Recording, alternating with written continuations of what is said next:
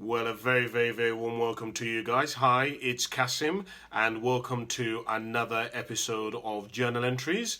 I want to firstly start off by saying thank you so much for joining me. I want to start off by saying thank you very, very, very much for taking the time to listen to some of the ideas that I'm going to share with you today. And I really hope that something that I share with you today can help you to become a higher, fuller expression of who you are capable of becoming. So I have three things today that I want to talk to you about in journal entries that I've been really thinking about over the last week that I thought might be useful for you. The first thing that I want to talk to you about is I want to talk to you about the fact that we accept the world in which we are presented. I've been thinking about quite deeply recently, and especially around this whole concept of thinking like a sheep and thinking like an employee instead of thinking like a lion and thinking like a leader and thinking like a CEO. The second thing that I want to talk to you about is what you've seen in the title, which is the five forbidden pursuits. I've been thinking about what are five things that as a human race we should be forbidden from going after, like the forbidden tree or the forbidden fruit or whatever whatever in life. What should we as human beings not try to tamper with or try to pursue? And the third thing that I wanted to talk to you about is I wanted to talk to you about the fact that the government is not coming to rescue you, and if you're relying on the government, on your boss or anything outside of yourself to fulfill you, to complete you, to get you into a situation in your life where you are at peace, then unfortunately you are what they call naive. So those are the three things that I wanted to talk to you about and share with you. Thank you so very much for watching. If you like some of the things that I share with you today and you want to support me, you want to join my community, you know what to do. Jump on my YouTube channel, Cassimotive. That's where I put most of my stuff. And you'd be an absolute legend if you want to help me. Okay, let's begin off with me sharing with you one of the first things that I wanted to, that I've been thinking about, that I've been journaling about, which I hope will inspire you to start your own journaling, because that's really the idea of why I wanted to share these journal entries with you. I wanted to share them with you because I wanted you to use your experience, your knowledge, your philosophies, your tactics, your strategies, to write them down and refine them and then give them to your children, give them to your neighbor, give them to your grandchildren, give them to somebody who can come running behind you and use what you've learned as a stepping ground to reaching higher heights than even you have reached. And so that's why I wanted to start these journal entries. So the first thing that I wanted to talk to you about is that we genuinely accept the world in which we are presented. I've been really thinking about this quite deeply because, we live in a world today where, I don't know if you agree with me here or not, but I basically think that there is a lot of problems that need solving. Right? We have a mental health crisis, particularly with men, that is pervasive and is clearly not just going to disappear. Right? I think we can all agree with that. There's a lot of people who are depressed, a lot of people who are suffering with anxiety, a lot of people who are suffering with mental health, who are struggling with how to manage their emotions. And unfortunately, when we go to the hospital, the best option that we're given at the moment is to basically take a pill which will balance out our hormones and our chemicals. And that, for a lot of people, is what we're presented with. We have a housing crisis. A lot of people can't even own their own house in the UK. So there's clearly a problem there that somebody needs to solve. We have another problem, which is that a lot of people at the moment in today's society don't really know what it is that they want to do. A lot of people aren't really sure like, for example, they're not really sure what it means to be a man. What is a man's role? Should I be the provider? Should I be feminine? Should I be manly? Should I be at home? Should I work part-time? What is my role? So the list of things that need solving in the world, particularly in the UK, is just stacking up and stacking up and stacking up and stacking up. And I wanted to share this with you because I've been really thinking that part of the reason why so many of these problems are not being solved is in part because so many of us have been brought up with a sheep mentality, with a followers mentality. So many of us don't believe in ourselves. We don't believe in our ability to figure things out. We've not been brought up with a mindset of solving problems. Instead, as you will find out when I get to one of the last points that I want to talk to you about, many of us are waiting for external factors to determine the successes of the areas which we define to be important. Many of us are relying on our boss. Many of us are relying on the government. Many of us are relying on a pension. We have all these things that we think are really important, and yet we've left all of the outcomes to things that are way beyond our control. And I was writing down and thinking about why it is that leadership is so important. And I wrote down 6 things here that I think are really an illustration of why it is that leaders are so important, and why it is so important for us to develop this mindset of thinking like a leader, of thinking like a lion, of thinking like an eagle instead of a sheep. So one of the things is that I was thinking about is, number one, nothing changes without leadership. Nothing in the world can change. Even if there's a problem, even if there's something wrong, nothing can change until somebody steps up and says, I am going to change this. Number two, nothing develops without someone taking leadership.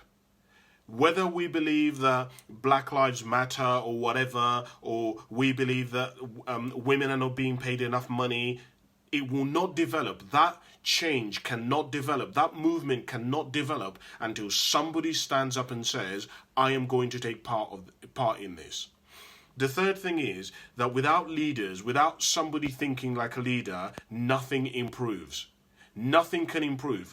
Workplace conditions cannot improve, if that is a thing that you think is a problem, without somebody taking control and saying, I am going to go after this.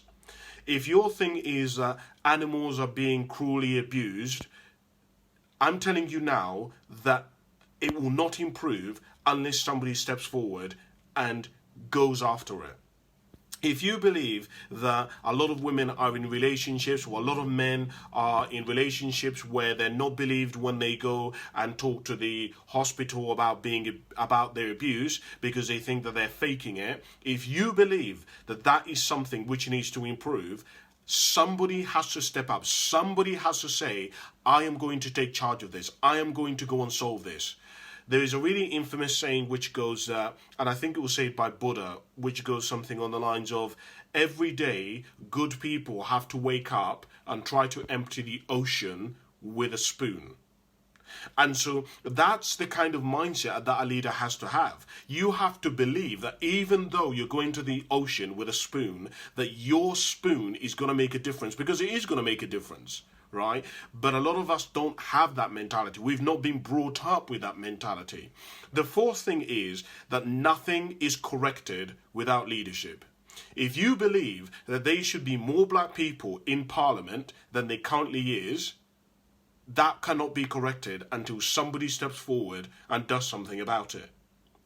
If you believe that it is not right that in your workplace, for example, I work in Tesco's, and when I was working in Tesco's, I was speaking to a woman, and she was saying to me, in Tesco's, in the one that I was working in, the management is not a true representation of the value of the people who work in the organization. Well, this is a white woman. She was saying to me, Cassim, when I look at the management, there are no black people, there are no Nepalese people, there are no Lithuanian people, there are no Polish people.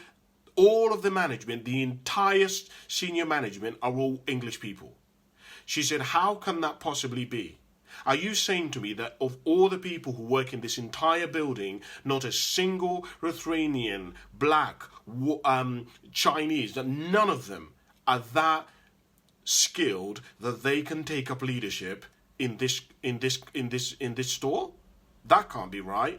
That something needs to be corrected there. And what I'm saying to you is, if you believe that is a problem, until you step forward and correct it, nothing's going to change. It's going to remain the same. And the last thing that I wrote down is that nothing succeeds without leadership. A manager maintains things, a leader changes everything. And I think that's perhaps one of the things that many of us don't really like in life, because when we start thinking like a leader and we want to change stuff, that is when obstacles start occurring. That's when a lot of us, we start to hit conflicts because we want to change. Usually when we want to change the world or we want to change an area, usually that means it involves changing people's attitudes, people's perceptions, people's habits, people's traditions, people's ways, which means we have to change people. And the moment that you try to change anyone, guess what? You're going to hit conflict.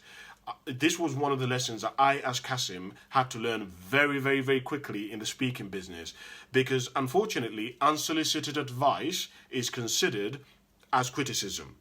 Anyone who doesn't willingly want to change, if you give them or share with them amazing knowledge, things that will help them, they will find you as the enemy because you're trying to change them when they don't personally want to change. In fact, the philosophy that I live by is that people cannot, I've gone mad, you cannot change people, only people can change themselves. And so one of the things that I've really been thinking deeply about is that we need to find leaders. We need to get more leaders in the world, because so many of the problems that we have cannot be solved and are not going to be solved unless most of us start stepping into our greatness. We start stepping into that leadership mentality.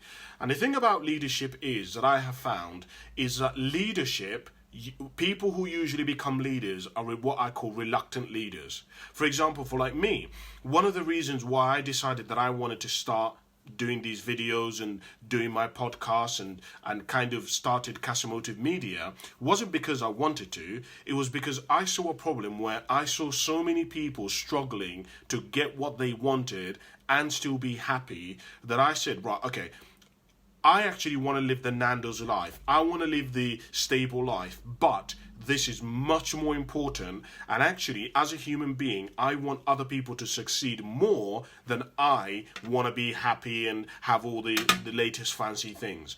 And so what I would share with you to conclude this point is, if you are somebody who keeps seeing problems in the world with the government, with the way schooling system is run, with the way animals are bred, whatever it may be for you, whatever problem it is that you see, and let me note this before I continue, you will all of us see different things.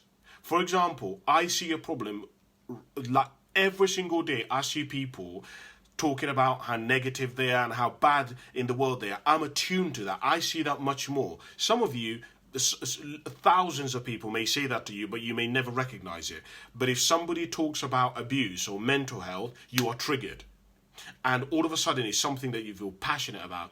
But for me, it isn't, like, for example, fighting for the rights of women. It isn't really, it's important to me, but it isn't something that I would give up everything for. So we all have different things. And what I would share with you is whatever it is that you've been seeing, whatever it is that you're resisting, whatever it is that you're fighting, whatever it is that it makes you angry every single time you see it, can I recommend to you that it won't be solved unless somebody steps forward and solves it.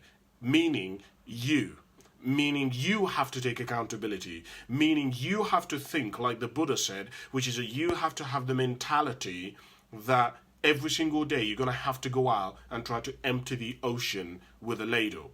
There is no guarantee it's going to work out. There is no guarantee that your little small step or whatever it is that you do to help that arena is going to make a big difference. But I can promise you that it does make a difference. It really, really, really does make a difference. It does move the world forward in a positive direction. So that's one of the things that I've been really thinking about. And so I would encourage you really to study leadership. Look at what is leadership. What is the difference between leadership and management? Because leadership and management are not the same thing. They are intertwined in that there is an element of management that is required for leadership, but leadership is more a pursuit. It is more a mindset. It is more a philosophy than it is a sort of a position. So I would encourage you to really look at that. The second thing that I want to talk to you about is what you've seen me title today, which is what I call the forbidden pursuits. So I've been really thinking about, one of the things that I really wanted to do, many of you will know, is that I really wanted to not only be successful, but I also wanted to be a good person. So one of the things that I discovered was that essentially there's two aspects to life. There's firstly what I call the A to Z. The A to Z is also known as the science of achievement. So it's basically me getting what I want. It's I want to own a 3-bedroom house. Okay, I now have to go and get a job. I have to save the money. I then go and get a deposit. I have to do you see what I mean? There is a process to what I call the A to Z, to getting what you want. The second aspect is character. It's what I call the art of living. And what I realized was that it is possible to get what you want and still be a dickhead. Because there's loads of people who are highly successful, but they're dicks. So I was like, okay, I don't want to do that. So what I realized was that being a dick or being a good person was a different skill, was a different area of life. So what I realized is it's all around this word character. What is our character, right? And so one of the things that I started really doing is paying attention to my character. One of the main words in my life is the word integrity. Integrity means to be whole, to be one, right? Meaning that somebody who has integrity does what they say. So their words match their actions. So for me, I wanted to ensure that when I told somebody I was going to be somewhere, I would be there. When I told somebody that I was going to do something, I would do it. If I said that it is not right that black people are not represented in management, it meant that I was going to do something about it. I wasn't going to sit on the sidelines. I wasn't going to sit in the arena and watch everybody else fighting. I was going to go down and talk and fight myself and prove how the fighting should be done, if that makes sense. I wasn't going to be a spectator and talk about how football should be played. I was going to partake, whether I'm a commentator, whether I'm a blogger, a writer, whether I'm a footballer, whether I'm a trainer, whether I'm a manager. I was going to participate in making a difference to whatever area. And what I began to realize was that there were some things, a lot of basically having character is about what you will not do. See, when I meet people who are successful but are dicks, or I study them, those people will do anything to become successful. Now, let me tell you, the people who are successful but have integrity but are good people, there are things that they will not do to become successful. And maybe perhaps for you that's something you've never really thought about. What would you not do to find love? What would you not do to become wealthy? What would you not do to be happy? For example, some of you guys are listening to me now, and in the area of relationships, to be happy, to be in love, you are prepared to be with somebody who will constantly abuse you, berate you, embarrass you, disrespect you, because your goal is reaching your goal is more important than having character. Does that make sense what I mean by that? I don't know if that has come across. So I looked at some of these things of what people would not be allowed to do. And I wrote down 5 things recently that I was thinking about are forbidden, that no human being should pursue if they wish to live an amazing life and also have integrity or have character. So the first thing is the pursuit for eternal life. That was the first thing that I wrote down.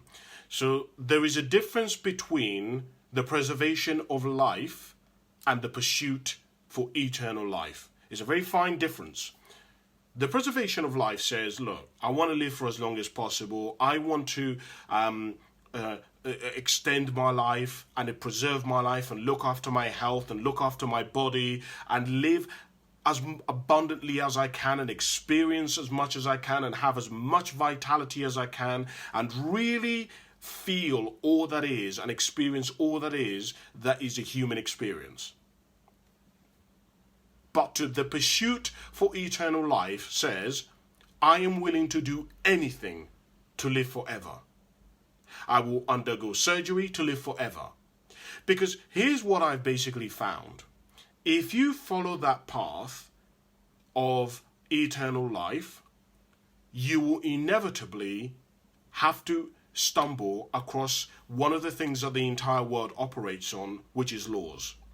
And there is one particular law that I have found in order to attain eternal life, you would have to break. It is called natural law. In order to actually live or even dare to pursue living forever, you would have to break natural law. The entire world is governed by all these laws, the law of gravity, the law of cause and effect, the law of reciprocity, right? And this particular law of nature, you would have to break in order to achieve eternal life. And so I was thinking about this and I said, Cassim, it's okay to preserve life and to want to live as long as possible, but when your pursuit is to live forever, that's a problem. Number 2, the deliberate intention of creating a superior race or creed via selection of different genes or different individuals. I thought that as a human being, it would be forbidden for me to try in some way to, for example, take a really strong black man and take a really strong white man and intentionally, deliberately try to get them together to make a superior human being. Number 3, the genocide of a mass group of human being. What does this mean? This means that I believe that the world, and I was actually thinking about Hitler as I was thinking about this, because Hitler believed in this alien race. He believed in this superior race. And I was also thinking of the Rwandan genocide. I don't know if you're familiar with the Rwandan genocide, but when you believe that a caste, a group of people are inferior to you, and you are prepared to wipe out Jews, you are prepared to wipe out an entire tribe, you are prepared to wipe out an entire country in order to achieve your objective, in order to manifest the life that you believe is right, or to have the world as you deem it, that would be a problem. That is what I call forbidden. You cannot even dare to go down that path because it is so forbidden. You don't even want to even. It's a, what do you call it? There is a phrase, something paradox. It is the. Oh, there's a word I'm looking for here. There is a box. You guys will know what I'm talking about. But there's a box, Pandora. It is a Pandora's box. It is forbidden. You shouldn't go after it. So that's the third thing. I cannot pursue in any way trying to wipe out an entire generation, getting rid of Muslims, getting rid of Christians, getting rid of white people, getting rid of Lithuanians, getting rid of gays, getting rid of people who like R&B, getting rid of people who like skiing. Any pursuit of that is forbidden to me. Number 4, the deliberate caging or manipulation of human beings' freedoms or choices. So the way that I was thinking about this is for me to pursue stopping anyone's choice, for example, manipulating people in such a way that I make them believe that the only truth is my truth. Let me give you what I mean by this. Hitler burnt books. In fact, I was talking about this in my book. In my book, I was talking about the fact that I can't remember the exact name of it, but what Hitler did was that when Hitler took power, he burnt every book that was not related to his way of thinking, to the regime that he wanted to enact. He basically stopped any kind of ideologies, any kind of thinking, or any kind of freedom of speech, freedom of travel, because he wanted the world to be a specific kind of way. And he would manipulate people and stop them from, and the schooling system, people would only be allowed to learn one thing. But if you actually bring this further down, when I was thinking about this, I was thinking this as about parents. You know, a lot of parents do not introduce their children to every religion that exists. They manipulate their children without realizing it. They manipulate their children into believing that there is only one religion that exists, which is their religion. And I personally, as Cassim, do not endorse or encourage anyone to pursue that route. I was thinking about parents who do not give their children every path possible. Why don't you become an entrepreneur? Why don't you pursue become a leader? Why don't you become a manager? Why don't you, work in Tesco's? Why don't you be an accountant? Why don't you follow football? A lot of parents do not share with their children all of the football teams that are available. They only tell them to support their football team. Instead of saying there is Arsenal, Liverpool, there is Spurs, right? You choose, son, or daughter, which one you want to follow. Instead, they manipulate and cage the child in going down a certain way. And I thought, I don't want to do that.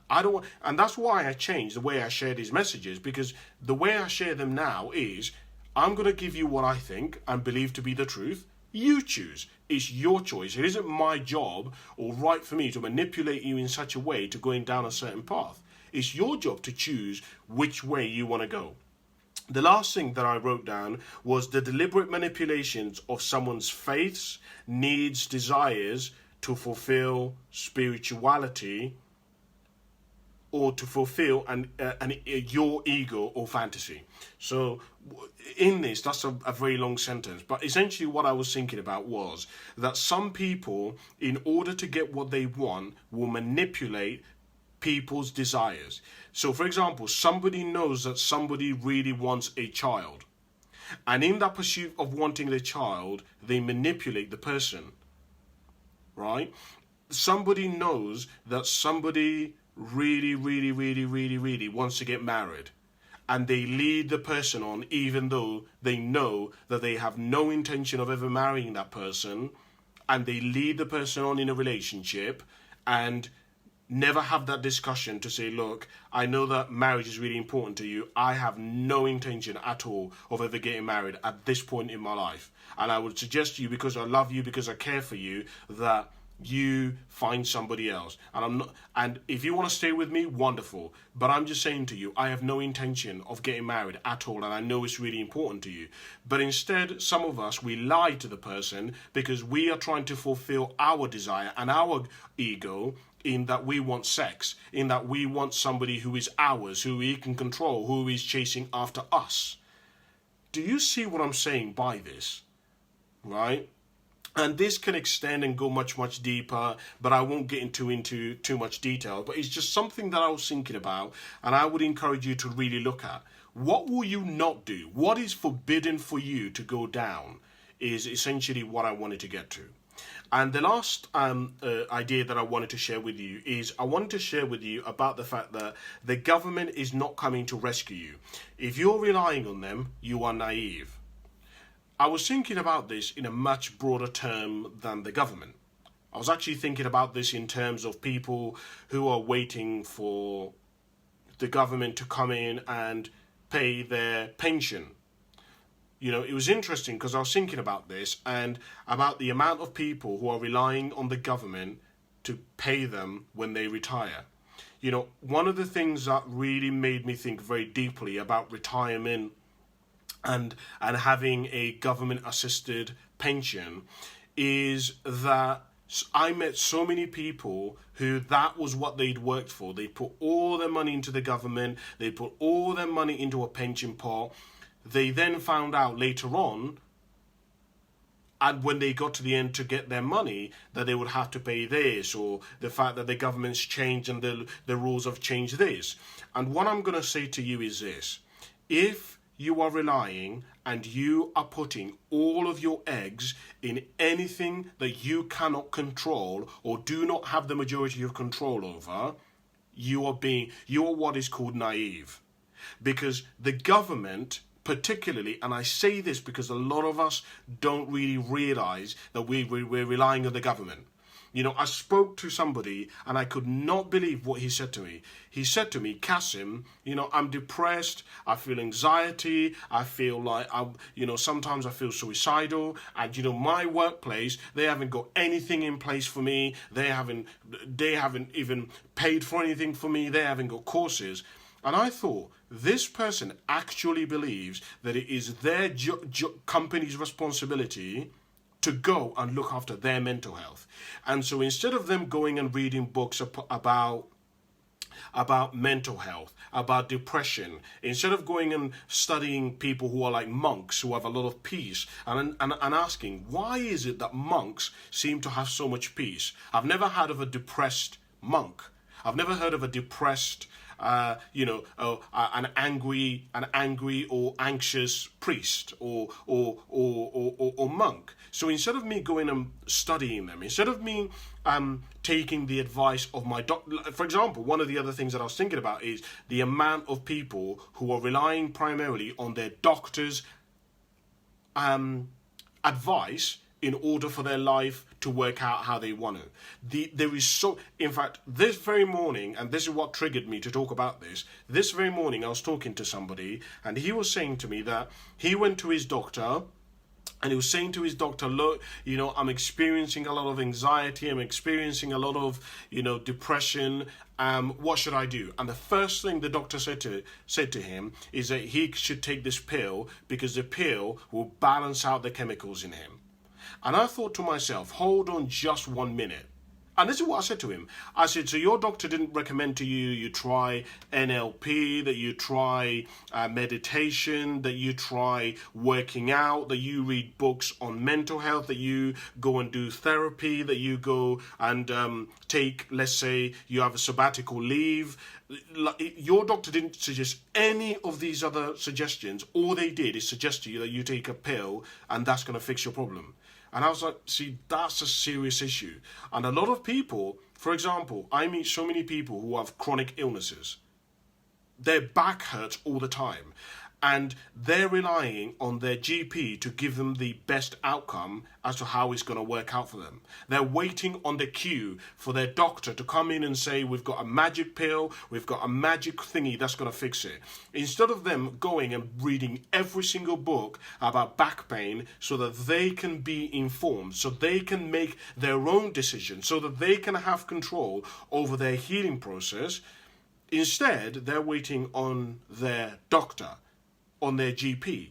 And I was thinking about this, and I was thinking how many people could be living more peaceful lives, more fulfilling lives, in more loving relationships if they would take accountability for their life, if they would grow to whatever it is that they needed to get to whatever they needed to achieve. Because really the point of what I wanted to suggest to you, and I was really thinking about, this is where all of this whole thing started. I was thinking about how many people in life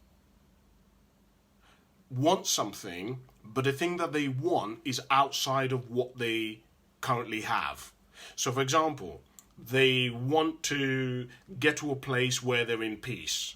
So instead of going and growing and rising to the challenge, saying, okay, right, so my thing is, clearly I'm in a lot of pain, clearly I'm in a lot of mental depression, clearly I'm not happy with my life at the moment. Do you know what? My job is to go and figure this out. I'm going to figure this thing out, because surely there must be loads of other people who've struggled with this mental health thing. So do you know what? I'm going to go and study this. I'm going to go and figure this out. I'm going to go and get every answer, every outcome that I can possibly get. I'm going to go to libraries and borrow books. I'm going to ask my friends on social media if any of them have overcome mental health. I'm going to meditate. I'm going to start doing some of the basics things that all doctors say, which is eat healthier, work out. I'm going to do all of that. I'm going to write down a list of all the things that stress me out. and stop doing them. So if I'm at work and my job stresses me out every time I go to work, I'm going to change jobs. I may be being paid £10,000 less, but at least I will be in a place where I have a lot more stability. I'm a lot happier. I can actually, I have more time to pursue some of the things that I really want to pursue, because now I'm not unstressed and constantly under loads of pressure. That is what I'm going to do. And I wondered, instead of people growing to that challenge, instead of them growing to become that kind of person, a lot of people wait for factors outside of themselves. And I guess what I wanted to share with you, and I was really thinking about, is if you have a problem in your life, rise to the challenge. Rise to whatever it is that you need to. If you're thinking, do you know what, Cassim? You know, I have children in my life at the moment. I have 2 kids. These fucking kids are not cheap. They're expensive. Instead of you saying, do you know what, I'm going to wait for my boss to give me a pay rise above the challenge. Start thinking, okay, what different ways can I create income? What different ways? Can I write a book? Can I do videos? Can I do an online course? Can I do a part-time job? What can I do? Deliver pizzas in the evening? What do I need to do to raise my income? Do I need to become more skillful? Do I need to go back to school? Do I need to go get a degree? What is it that I need to? Okay, at the moment, I'm earning 25k. In order to have the life that I want, I'm going to need to earn 100k. Right. What kind of jobs can I do that are 100k? Well, I could become a regional manager of a place. Yeah, but okay, at the moment I'm not even a manager. Okay, cool. My job then is to figure out, how do I become a regional manager? What is it? Let me study every single person who's ever become a regional manager. Number 1, how did they do it? Number 2, what are they like? Are they confident? Are they self-assured? Do they know certain things? What route did they take? Did they move? So for example, I have a friend who said to me, in order for him to get to become a store manager, he needed to go through the ranks, move kind of sideways to get out of the entire thing, because for him, he wanted to become a regional manager, but he realized that a lot of companies do not hire somebody who's gone through the ranks to become a regional manager. Instead, they will get people who have specified in a specific area at that level for a long time, and they will bring them in, even though the person may be from a completely different arena. Right? So you could take somebody who's been in food but has been a regional manager in food and bring them over to retail, because the skills are transferable. Even though they may have to learn different things, all the details and how the chain works and how the supply works and the logistics, that's all basic stuff. But they have the core skills of what it takes to do the numbers, to make branches more cost effective, etc., etc., etc. And so what I'm saying to you is, he realized that he had to grow to the challenge. He had to become the kind of person who could earn that kind of money. And what I'm saying to you is, whatever it is that you have in your life that you're at the moment, you're thinking, do you know what, Cass? I don't have a girlfriend at the moment. My confidence levels are really shit. Do you know what, Cass? I, at the moment, have realised because of this COVID that the amount of money that I earn at the moment is a serious problem. I've realised that having only one income is an issue. I need to find a way to have multiple incomes. Because if something like this were to happen again, which it will, that we go through a COVID-19, this isn't going to be a one-off. If you're in your 20s at the moment, this is going to happen several times, something similar. Not like this, but something similar where basically the entire country shuts down. If this similar thing happens again, Cassim, I'm probably going to have kids. I need to ensure that this cannot happen again. So I need to figure out a way to have a second income. I don't know how I'm going to do it, but my job now is to go and figure this out. And you are going to have to rise to the challenge. You're going to have to become the person who is able to do that. You may not be at the moment. You know, that's part of the reason why I hold that goal-setting workshop. I hold the goal-setting workshop on a Sunday to show people that you can grow, that you can change, that you can develop, that you can reach higher heights, that you can go and acquire new skills. You can become whoever you need to become. So I was just thinking about that, and I don't know whether that's helpful to you, but that is essentially what I've been really thinking about, the 3 things that I've been thinking about and that I wanted to share with you this week. What have been in your journals? What have you been thinking about? Have you refined any philosophies? Are there some things in your life where you thought, actually, Cass, this week I've got to a point where I've been like, this has to stop.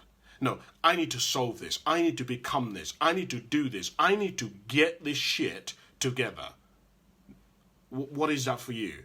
Maybe you thought, actually, Cassim, for years I've thought that success was making a lot of money. This week I've come to the point and I've realized I already earn 50k. In most of the world, that's a lot of money, but yeah, I'm still unhappy. So clearly something about what I know isn't quite right. Cassim, I've been struggling with my weight for a long time. Clearly the strategy or the attitude or the mental strategy, the mental thinking or mindset that I've had this far, because I've been at this for 15 years, clearly something about it isn't working. So, do you know what, Cass? I'm going to change. I've realized this week that I'm going to have to develop a new philosophy, because the philosophy that I have at the moment isn't working. If it was working, I would at least get some results. But my philosophy at the moment doesn't work. Something for you to think about. So thank you so much for watching, guys. I hope it's been useful. Don't forget to like and subscribe to my channel, Cassimotive, on YouTube. Apart from that, I will see you next week. And thank you so much for watching. Bye for now.